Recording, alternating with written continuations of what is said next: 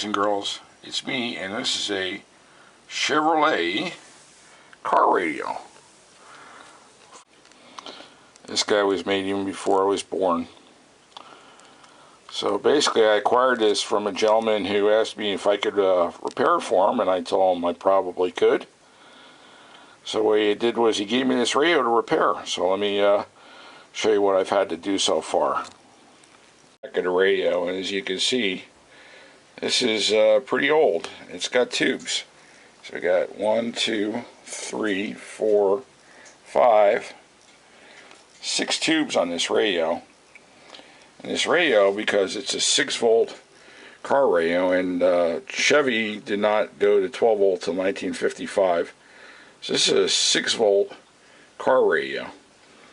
So the biggest challenge I had was trying to get this guy here, and this is a vibrator.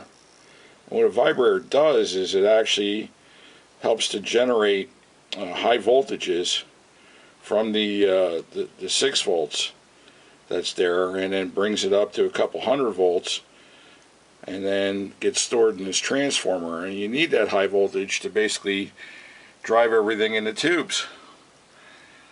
So the biggest part was trying to get this vibrator to work.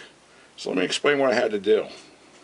Now typically with the vibrator radios, what you have underneath is what's called a buffer capacitor.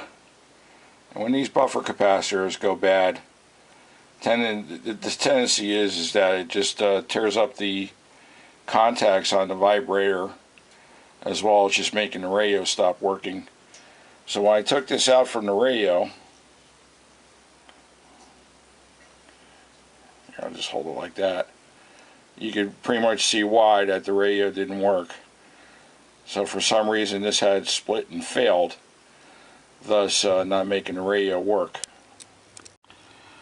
Okay, this is the original 4-pin 6-volt vibrator that was in the radio, and I tried to revive it using a technique that a fellow in the New Jersey Antique Radio Club with me, he's basically the club tech guru.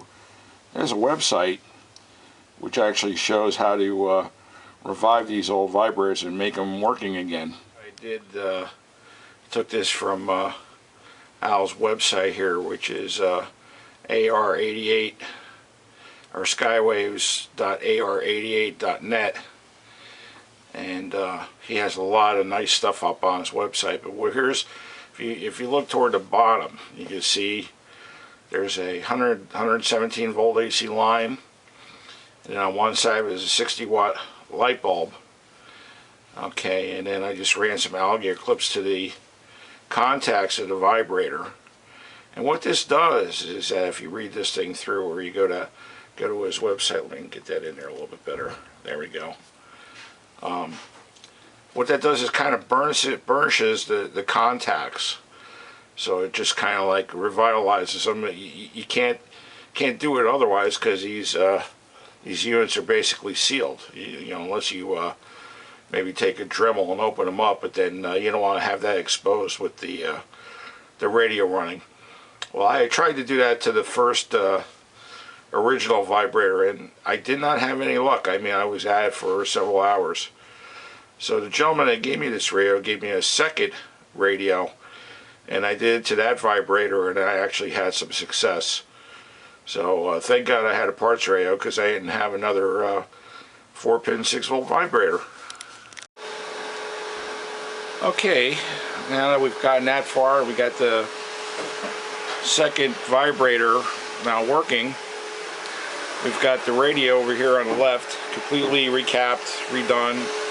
We have the burnished vibrator in place, and I have my 6-volt, 12-volt handy ICO bench supply, and I got it set to 6.1 volts. We're going to fire up this radio and start tuning around the dial, hopefully, and see what we can kind of stations we can pick up on it. Okay, we're all hooked up and ready to go. I even have a makeshift antenna connected in the back for a long wire. So let me throw on the supply, and just for effect, let me turn off some lights. This dial looks kind of cool when it's lit up. There we go. So let me turn this on and let's see what happens.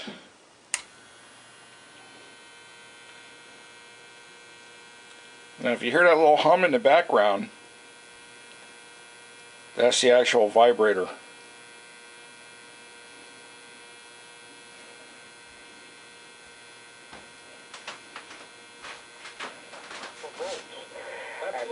They keep telling you there is no other place to go. The people on the right want to put you back in change. So you may not like everything on my side, but where else are you going to go to? And Success. Know that every time on the line, where your business is on the line, where your family is being threatened and tormented. You fall for a poor boy like me. In America, and a kid who's washing cars, take a giant step and reach right up and touch the stars. In America, could a dream like this come true? 10-yard penalty, second down. They got it on Ron Jameson, trying to help out in pass protection.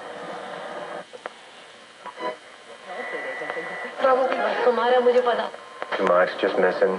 So, lane as you come up toward Route 4 in. Here's what you need to know about the bridges. Reaction now from union official Stacy Buckman. Life and buy. PenFed. Everyday low rates with low to no fees for all your financial needs. and a mile, second and 16 back at their 17-yard line, and there's a delay. Here, and we had a good time looking at other parks around the country, and I got kind of two observations from this last All-Star game. The first.